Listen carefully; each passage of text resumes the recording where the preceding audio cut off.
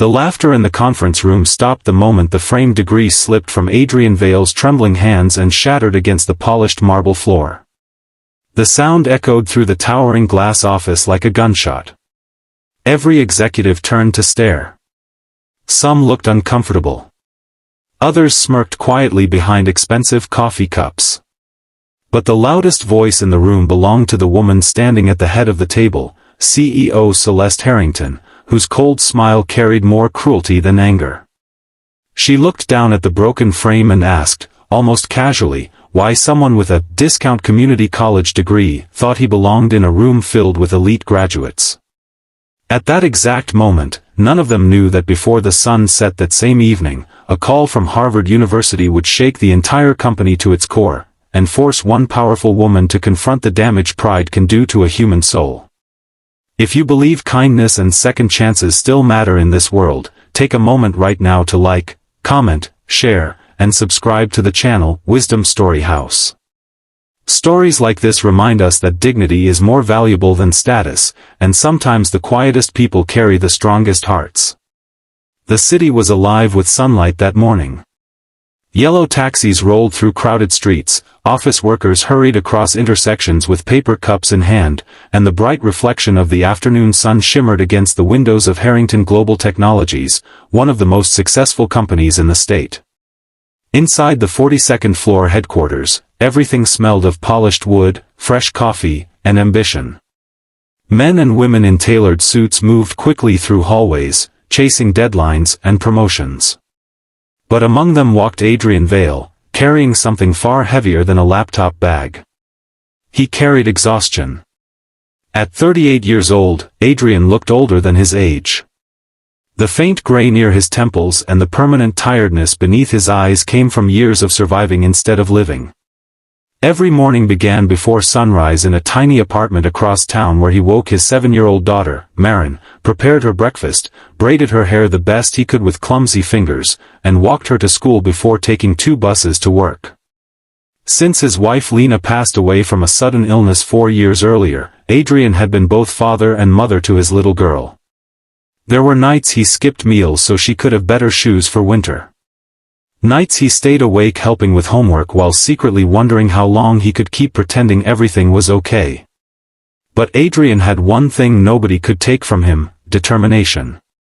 After Lena died, he spent years studying at night through online courses and community college classes while working full-time. He earned a business analytics degree little by little, semester by semester, often completing assignments beside Marin's hospital bed when she battled severe asthma attacks. Every grade represented sacrifice. Every certificate represented survival. When Harrington Global unexpectedly hired him as a junior operations analyst, Adrian believed life was finally changing. For the first time in years, hope entered his apartment like sunlight through cracked curtains. That hope lasted exactly 3 months. Celeste Harrington was known across the corporate world as brilliant, ruthless, and impossible to impress. She built her empire before turning 40 and appeared regularly in magazines beside headlines calling her the Iron Architect. Employees feared her more than they admired her. She valued pedigree, prestige, and perfection. Ivy League graduates filled the top floors of her company. To her, education was not simply knowledge, it was social ranking. And Adrian did not belong. The humiliation began subtly. His suggestions in meetings were ignored until repeated by someone from a prestigious university. His reports were praised privately but dismissed publicly. Some co-workers avoided sitting beside him during presentations after discovering where he studied. Others joked about budget degrees in front of him while pretending not to notice his silence. Still, Adrian endured it all because every paycheck meant another month of stability for Marin. Then came the quarterly executive review meeting. Sunlight flooded the massive conference room as department heads gathered around the long glass table. Adrian had worked for weeks preparing a cost-saving strategy capable of preventing layoffs across 2 departments. He barely slept while finalizing projections. He even missed Marin's school recital to complete the presentation, something that silently broke his heart. When his turn finally arrived, Adrian stood carefully and began speaking with nervous sincerity. At first, the room seemed attentive. Charts appeared on the screen. Numbers aligned perfectly. The proposal was smart, practical, and humane. Then Celeste interrupted him halfway through. She leaned back slowly in her chair and asked where exactly he earned his degree. The room became still. Adrian answered honestly. A few executives exchanged glances. Then Celeste laughed softly. Not loud enough to seem cruel to outsiders, but loud enough to destroy a man already struggling to hold on to confidence. She questioned how someone from a small community college could possibly understand high-level corporate restructuring. She mocked his cute little spreadsheets. She said companies like hers required excellence, not survival stories. Then she looked directly at the framed diploma peeking from his folder and asked whether he carried it around for emotional support. The room erupted with uncomfortable laughter. That was when Adrian's trembling hand lost grip of the frame.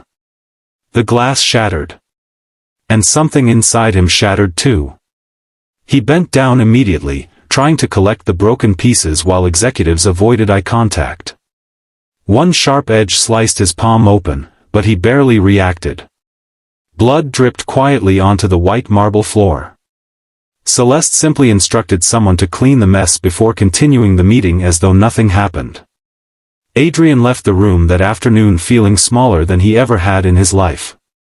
Outside, daylight still filled the city, but everything looked colder now. He sat alone at a bus stop for nearly an hour after work, staring at his injured hand while traffic rushed by. In his bag rested the cracked diploma he once felt proud of. For the first time since Lena died, Adrian wondered if everyone had been right about him all along. When he finally arrived home, Marin ran into his arms carrying a drawing she made at school. It showed the two of them standing beneath a giant sun with the words, "My dad is my hero," written in crooked letters. Adrian smiled for her. Then cried quietly in the bathroom where she could not hear him. The next morning began with bright daylight again, but Adrian felt hollow. He considered resigning during the bus ride downtown. Maybe people like Celeste were right. Maybe dreams had limits depending on where someone came from. Maybe hard work alone was not enough. But shortly after noon, something unexpected happened on the executive floor. Celeste Harrington's assistant received a direct call from Harvard University. At first, she assumed it involved sponsorships or partnerships. Harrington Global donated regularly to elite institutions. But the voice on the line asked specifically for Adrian Vale. Confused, the assistant transferred the call to Celeste's office. The conversation that followed changed everything. The caller introduced himself as Professor Elliot Mercer, head of Harvard's Advanced Economic Innovation Program. He explained that Adrian Vale's late-night research papers submitted during his community college years had recently been reviewed by a Harvard academic board after being referenced in a national economic study. His work on ethical workforce restructuring and employee retention had impressed multiple professors enough to offer him a fully funded fellowship and invitation to collaborate on a national labor policy initiative. Celeste sat frozen. Professor Mercer continued speaking, unaware of the silence spreading through the office. He described Adrian as one of the most insightful minds they had discovered in years.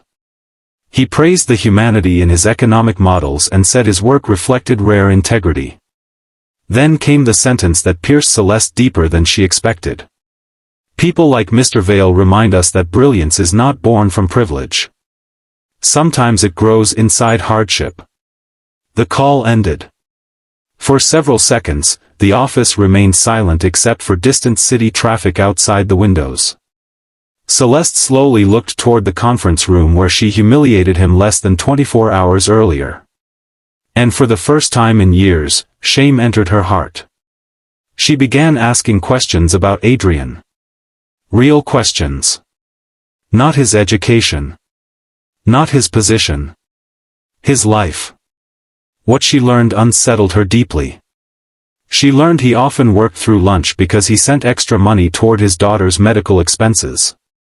She learned he never complained when others took credit for his ideas. She learned he volunteered anonymously at a weekend literacy program for struggling fathers. She learned he completed his degree while grieving his wife's death and sleeping barely 4 hours a night. Most painfully, she learned nearly every cost-saving idea praised by upper management during the past quarter originally came from Adrian. By evening, the sunlight pouring into the building felt strangely different, softer somehow, exposing things power had hidden. Celeste found Adrian alone in the records department organizing files. His bandaged hand moved slowly as he worked. He looked surprised when she entered. For several moments, neither spoke. Then the woman feared by thousands did something no employee had ever seen before. She apologized.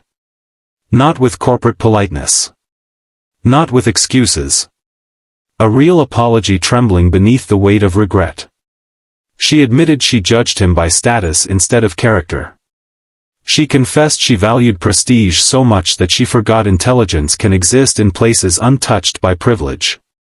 Her voice cracked slightly when she mentioned Harvard's call. Adrian listened quietly. The pain in his eyes did not disappear instantly. Some wounds are too deep for quick healing. But he also saw something unfamiliar in Celeste Harrington that evening. Humanity. Over the next several weeks, the story spread throughout the company.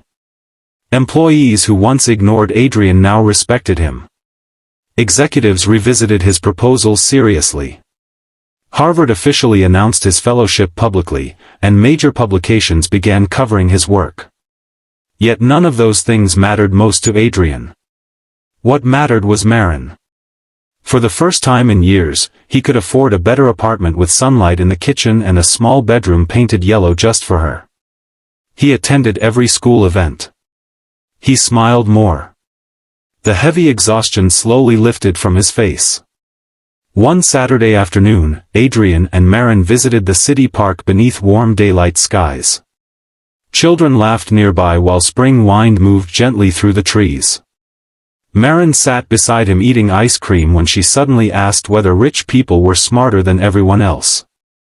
Adrian looked at his daughter for a long moment before answering softly that education matters, but kindness matters more.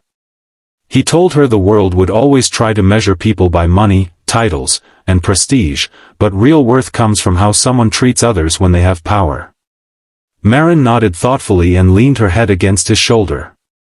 At that moment, Adrian realized something extraordinary. The cruelest day of his life had led him toward the future he never thought possible. And somewhere deep inside a towering office building downtown, Celeste Harrington stared out her window each morning remembering the man she almost destroyed because she mistook humility for weakness. Some lessons arrive through success. Others arrive through shame. But the ones that change us forever usually arrive through another human being's pain.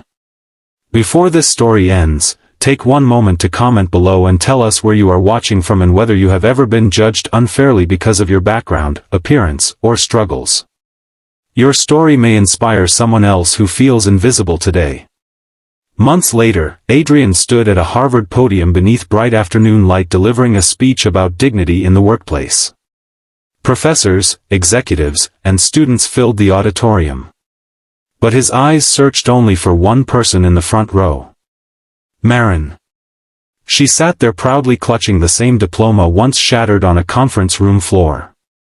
The cracked frame had been repaired carefully, but one faint line still remained across the glass. Adrian kept it that way intentionally. Because some scars deserve to stay visible. They remind us how far we survived. And as the audience rose in applause, a little girl looked at her father the same way she always had, not as a man with an important degree, not as a Harvard fellow, not as someone finally accepted by powerful people. But as her hero. If this story touched your heart even a little, don't forget to like, share, comment, and subscribe to Wisdom Story House. Stories like these remind us that compassion can change lives, and sometimes the people the world underestimates are the very ones destined to inspire it.